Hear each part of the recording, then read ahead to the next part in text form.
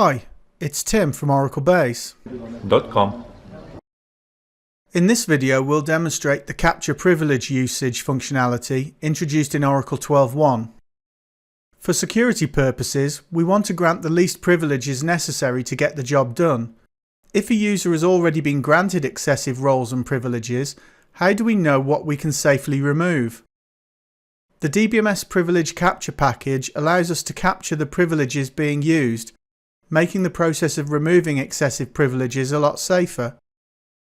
This functionality was originally part of the Oracle Database Vault option, but in Oracle 19c it became part of Enterprise Edition. This license change was backported to all versions from 12.1 onward. We connect to a privileged user and create a new privilege capture policy using the Create Capture procedure. We give the policy a name and then define the type of policy. In this case, we're limiting the capture to specific roles. Check out the linked article for other options. We then have to provide one or more roles in a comma-separated list. We display the new capture policy using the DBA Priv Captures view.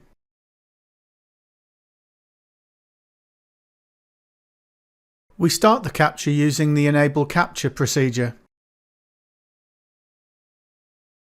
Now we need to do something that can be captured. We connect to a test user, create and populate a table, then connect back to a privileged user. We need the capture to run for a length of time that represents the normal running of the system through its life cycle.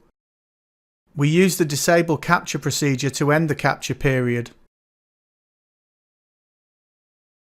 Once the capture period has ended, we use the Generate Result procedure to push the captured information to the data dictionary views. There are a number of related dictionary views. The choice of view depends on what you're looking for. In this example, we use the DBA used sysprivs path view.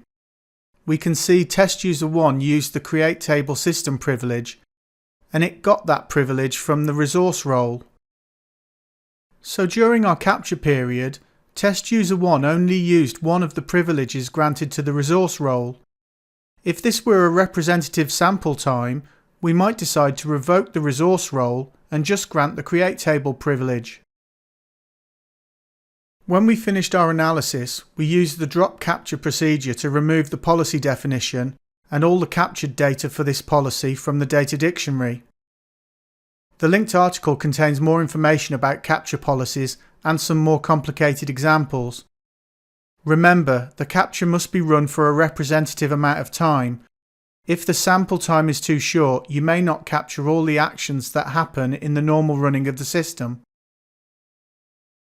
Thanks for watching. As always, there are links to articles containing lots more information about this subject in the description box below.